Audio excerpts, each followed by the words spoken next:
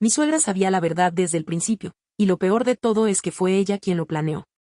Creí que me había ganado la lotería del amor, pero en realidad, acababa de firmar un pacto con el diablo. Mi nombre es Sofía. A mis 32 años, había construido una vida que para muchos era envidiable, un matrimonio de 6 años con Ricardo, un arquitecto de éxito, una casa con jardín y la promesa de una familia. Ricardo era el hombre perfecto, o eso creía. Atento, cariñoso, exitoso, un pilar inamovible en mi existencia. Pero la verdadera figura central en nuestras vidas era Elena, mi suegra. Elena, con su elegancia fría y sus ojos inquisitivos, siempre había sido una presencia dominante. Para mí, era un reto constante, una especie de juez silenciosa de mi valía como esposa y nuera. Ella adoraba a Ricardo, era su único hijo, su obra maestra. Y yo, al principio, sentí que luchaba por su aprobación, pero con el tiempo, esa lucha se transformó en una relación de respeto tenso, una alianza superficial de mujeres unidas por el mismo hombre. Ella me decía, Sofía, eres fuerte. Eso le hace bien a mi hijo. Pensé que era un cumplido. Hoy sé que era una advertencia. Todo comenzó a tambalearse después del 5º aniversario. Ricardo empezó a tener viajes de negocios más frecuentes, más largos. Al principio, era una molestia menor, el vacío habitual en la cama. Luego, se convirtió en algo más. Llamadas que cortaba abruptamente, una nueva capa de irritabilidad, un perfume dulzón diferente en su ropa que no era el mío. La típica película de terror. Y lo más extraño de todo era Elena. En lugar de interrogarme sobre el trabajo de su hijo, como solía hacer, se volvió inusualmente solidaria, demasiado cariñosa. Me invitaba a tomar té, a hablar de frivolidades, a ir de compras. Me mantenía ocupada. Me mantenía vigilada. La primera grieta profunda apareció con un recibo. Una cena para 2 en un restaurante carísimo de una ciudad a la que supuestamente nunca había ido. Lo encontré escondido en el bolsillo de un traje que iba a llevar a la tintorería. El temblor en mis manos no era solo por el frío, era la tierra de mi mundo abriéndose. Confronté a Ricardo esa noche. No hubo un grito épico, solo una negación seca, fue un cliente importante, una cena de cierre tan convincente que casi me hace dudar de mis propios ojos. Pero la semilla de la duda estaba sembrada. Y cuando esa semilla crece, se convierte en un árbol con raíces que destruyen el pavimento.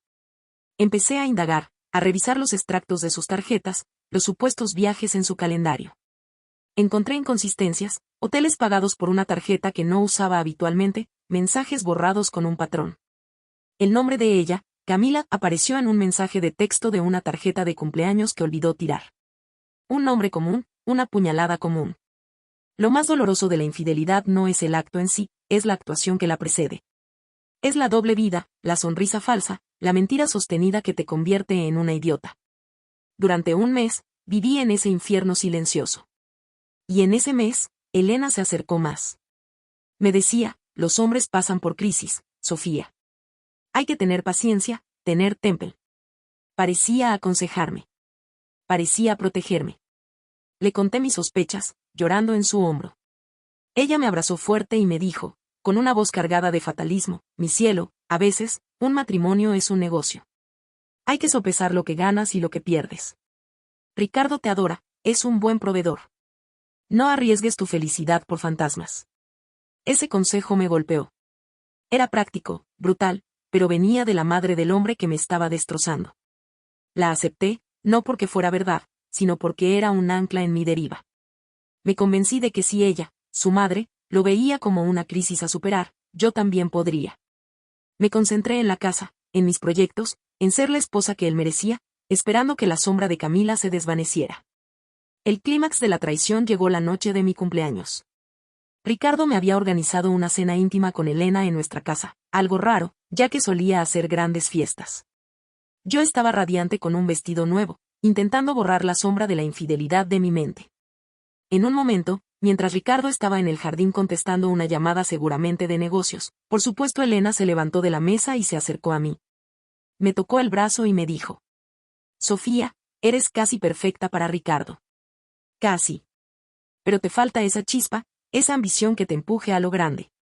Por eso, mi hijo busca un poco de adrenalina fuera. Es natural en un hombre de su calibre. Y luego, con esa voz calmada que helaba la sangre: no te preocupes por Camila. Es una aventura que pronto terminará. Te lo aseguro. Yo misma me he encargado de que así sea. Mi mundo se detuvo. Mis ojos se llenaron de lágrimas, pero no de tristeza, sino de una rabia gélida. ¿Cómo sabe su nombre, Elena?, le pregunté, con un hilo de voz. Ella sonrió, no con calidez, sino con la satisfacción de una depredadora. Porque yo la elegí. Y yo la presenté. Mi hijo es un hombre de éxito, Sofía. Pero a veces, se distrae. Necesita un pequeño recordatorio de lo que tiene. Un susto, un anzuelo. Un interés romántico que lo haga volver a valorar a su esposa. Tonto, lo sé. Pero funciona.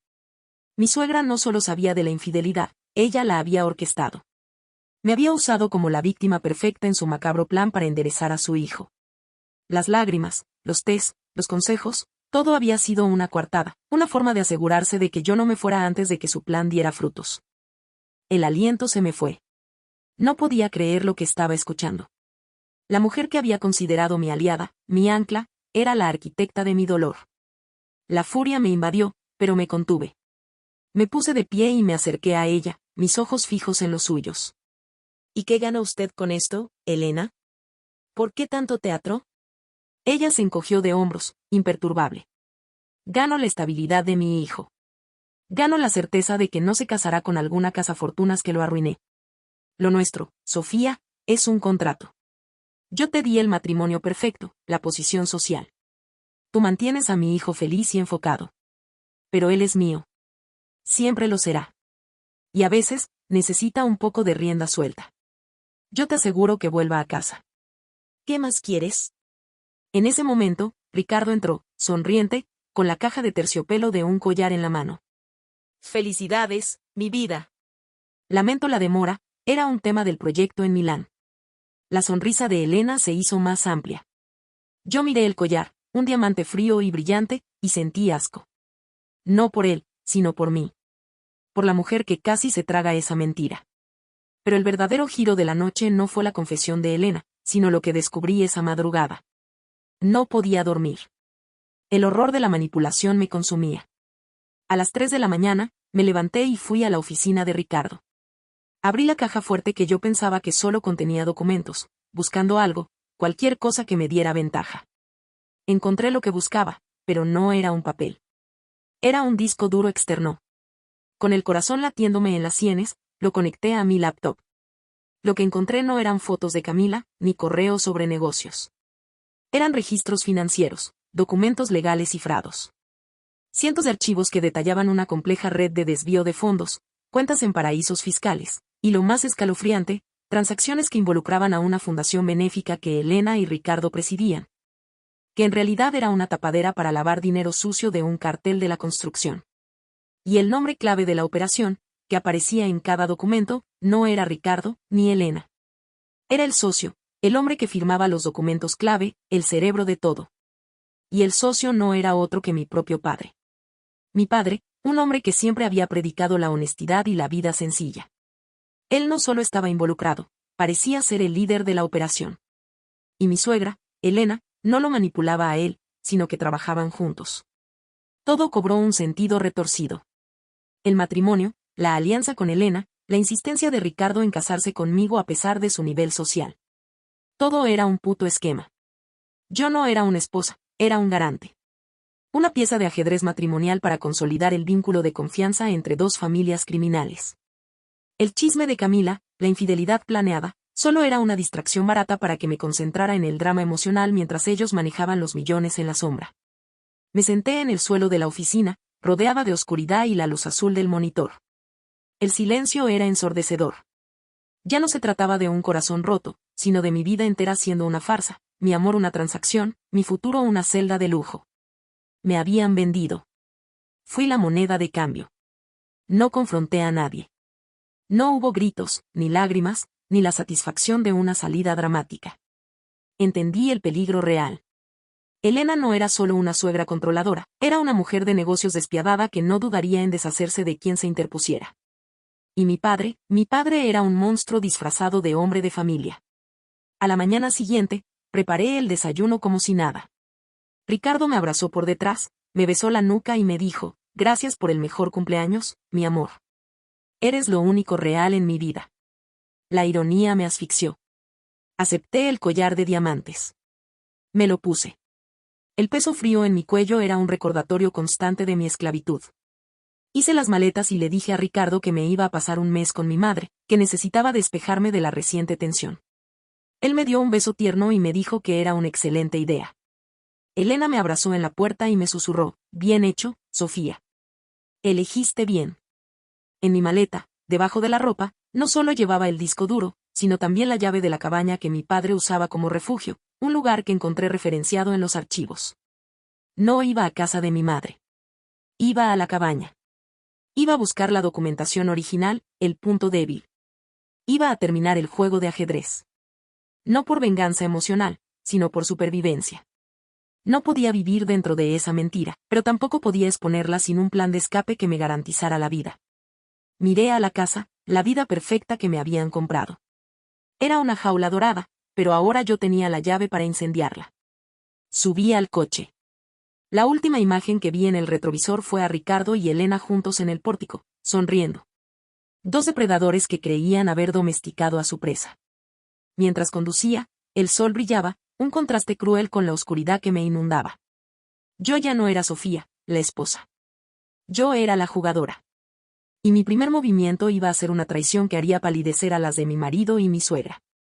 Me pregunto, ¿cuántas veces en tu propia vida has creído que estabas lidiando con un simple chisme de cama, cuando en realidad, lo que estaba en juego era tu vida entera? El collar de diamantes pesaba en mi cuello como una cadena. No era un regalo de amor, era una mordaza. Pero mientras ellos creían haberme silenciado, yo estaba a punto de desatar la tormenta perfecta que destruiría todo lo que amaban. Un mes. Ese era el plazo que le había dado a Ricardo. Un mes de supuesto descanso con mi madre, que en realidad fue un mes de vida oculta en esa cabaña remota de mi padre. Un refugio de lujo en las montañas, diseñado para ser invisible. Mi padre, al igual que Ricardo y Elena, amaba el dinero, pero más amaba la discreción. La cabaña era un búnker. Y en ella, mi luto por la vida que perdí se transformó en una obsesión fría por la verdad. El disco duro de Ricardo era el mapa, pero la cabaña era el tesoro. Encontré el archivo maestro, libros de contabilidad cifrados, contratos firmados con nombres en clave y, lo más importante, el testamento no oficial de la sociedad. Si algo les pasaba a Ricardo o Elena, la fortuna y la operación pasarían a manos de un fideicomiso, con mi padre como único albacea. Y si mi padre moría, todo se liquidaría, repartiéndose la mitad entre los socios y la otra mitad a mí. Sí, a mí. Un seguro de vida retorcido. No me amaban, solo me necesitaban viva y callada. En mi aislamiento, desarrollé una doble vida. De día, la esposa despejándose, enviando mensajes superficiales a Ricardo y Elena sobre caminatas y jugos verdes. De noche, Sofía, la contadora vengativa, analizando cada centavo robado, cada nombre involucrado. Me di cuenta de que la infidelidad de Ricardo con Camila no era solo un anzuelo de Elena. Era una prueba. Elena y mi padre ponían a prueba la lealtad de Ricardo, evaluando si era lo suficientemente tonto o lo suficientemente leal como para no poner en peligro el verdadero negocio. La traición de cama era una cortina de humo para la traición financiera. Decidí que no podía enfrentarlos directamente. Eran demasiado poderosos, demasiado fríos. Necesitaba un detonante externo, algo que los consumiera a ellos sin salpicarme. Mi primer movimiento fue contactar a la única persona que Ricardo no podía tocar, Camila. La encontré a través de las redes sociales, una joven estudiante de arte, de 23 años, con ojos soñadores y un aire de ingenuidad. La contacté por un perfil falso, fingiendo ser una excompañera de universidad que buscaba un contacto de diseño. Nos citamos en una cafetería anónima. Ella llegó tarde, nerviosa. Yo, vestida de manera impecable, me presenté como Laura, una empresaria.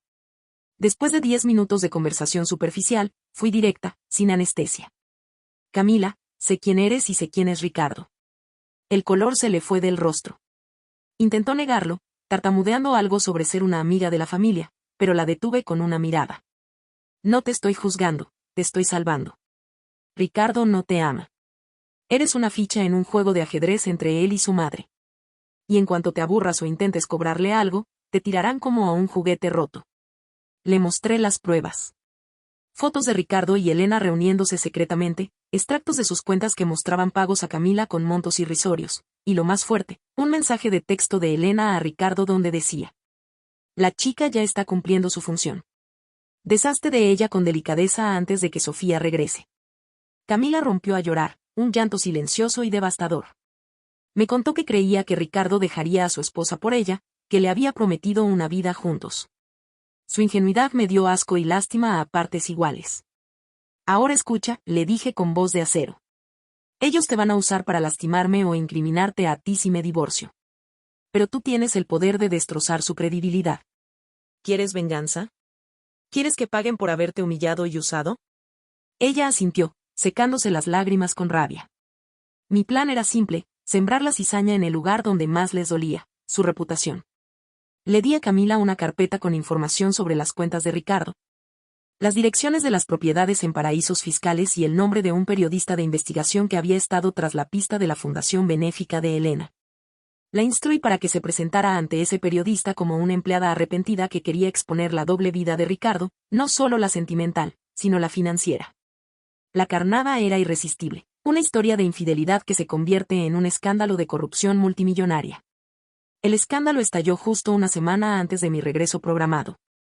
Los titulares eran devastadores: el arquitecto Ricardo X y su madre Elena M., presuntos cabecillas de una red de lavado de dinero disfrazada de caridad. Las fotos de Camila, vestida y maquillada para la ocasión, aparecían en primera plana como la denunciante. Volví a casa como estaba planeado. Ricardo estaba fuera de sí. Elena, con el rostro más pálido que nunca, intentaba controlar los daños. Me recibieron en un caos de abogados, llamadas histéricas y televisión encendida. Sofía, por Dios. ¿Qué esa zorra de Camila nos ha destrozado?, me gritó Ricardo, tirándose del pelo. Tiene que ser tu padre. Él es el único que podría haberle dado información tan específica sobre las cuentas de Elena. Lo vamos a destruir. Me mantuve en calma, la esposa leal y destrozada. No sé de qué hablas, Ricardo. ¿Mi padre? ¿Qué tiene que ver él con esto? Todo. Y él es el cerebro. Elena y yo solo seguimos sus órdenes. Y él es el socio. Y ahora nos está traicionando para quedarse con todo, rugió Ricardo, traicionado y desesperado. En ese momento, Elena, que había estado hablando en voz baja con un abogado, levantó la mirada hacia mí. Y en sus ojos, vi una mezcla de horror y una inteligencia fría y calculadora. No es él, Ricardo, dijo Elena con voz temblorosa, mirando directamente el collar en mi cuello. No es tu padre. Es ella. Se acercó a mí lentamente, sus ojos fijos. El collar. ¿Por qué te lo pusiste hoy, Sofía? Nunca lo usas. Y esa mañana, cuando me contaste que te ibas. Estabas demasiado tranquila. Te pregunté si habías encontrado algo, y tu negación fue demasiado perfecta. El verdadero giro no era que me hubieran descubierto. Era por donde me descubrieron. La forma en que se reveló la información a Camila es la misma estructura financiera que usas tú para tus inversiones personales. Es tu padre quien te enseñó. Y la información de Camila es demasiado precisa para ser un simple chisme. Solo alguien que tenía acceso a los archivos maestros del búnker la podía tener. Y la única persona que sabía la ubicación de ese búnker eres tú, Sofía. Mi suegra no solo era la arquitecta de la infidelidad, era una criminal con un instinto sobrenatural. Me había desenmascarado, no por un error, sino por el patrón que mi propio padre me había inculcado al enseñarme a mover mi dinero. El mismo patrón de traición. No sabía que eras tan inteligente, querida, susurró con una sonrisa helada. Pero has cometido el error más grande, traicionar a tu propia sangre. Antes de que pudiera responder, la puerta se abrió de golpe. Eran hombres del Departamento de Justicia, con órdenes de arresto. Pero no venían solo por Ricardo y Elena. Sofía Ximénez, dijo un agente, mirándome a los ojos. Queda usted arrestada por cargos de conspiración, lavado de dinero y obstrucción a la justicia. Me quedé helada. Me giré hacia Ricardo y Elena. Ellos sonrieron, una sonrisa de victoria mutua. El testamento de mi padre, Sofía, me explicó Ricardo con una voz que era puro veneno. La parte que decía que si algo le pasaba a mi madre o a mí, tú heredabas, es mentira. Era un archivo corrupto que pusimos ahí como una trampa. Sabíamos que, tarde o temprano, intentarías algo. La verdad es que si alguno de nosotros va a la cárcel, el otro hereda todo. Y tú, querida, estás a punto de ir a la cárcel, por la información que nos robaste y que usamos para que la justicia creyera que tú eres, el socio, que traicionó a mi madre y a mí. Me habían tendido la trampa perfecta. Usaron la información robada, mi plan de venganza a través de Camila, como prueba de que yo era el topo que había intentado inculparlos. Mi supuesto descanso en la cabaña, mis llamadas discretas, todo ahora se veía como la preparación de una traición. Mientras me ponían las esposas, miré a Elena. Mi padre no va a permitir esto, susurré. Ella se rió, una risa seca y terrible. Tu padre ya está en un avión privado, Sofía. Él está libre. ¿Y sabes por qué? Porque fue él quien nos advirtió que estabas investigando y nos ayudó a armar la trampa. Dijo que era daño colateral necesario para proteger la operación. Mi padre no solo me había vendido, había diseñado la jaula. Me sacaron de mi propia casa, bajo la mirada triunfal de mi esposo y mi suegra. El diamante en mi cuello brillaba bajo las luces de las sirenas, una burla cruel. La lealtad familiar, el amor matrimonial, la amistad, todo había sido una ilusión. Era solo un negocio, y yo había sido una mala inversora. Mientras subía al coche policial, con el aliento de la policía en mi cuello, solo podía pensar en una cosa, mi padre. Me había sacrificado para salvarse a sí mismo, dejando a su propia hija en la boca del lobo. Y ahora, sentada en esta celda fría, me pregunto, ¿de qué te sirve la verdad, si la has descubierto demasiado tarde, y si el precio por haberla encontrado es tu propia libertad? Si a ti te pasó algo similar y tuviste que enfrentarte a una traición doble, donde la persona que creías que te protegía era en realidad la que te hundía, déjame saber tu historia. Reflexión corta final. No hay traición más devastadora que la que viene disfrazada de amor incondicional.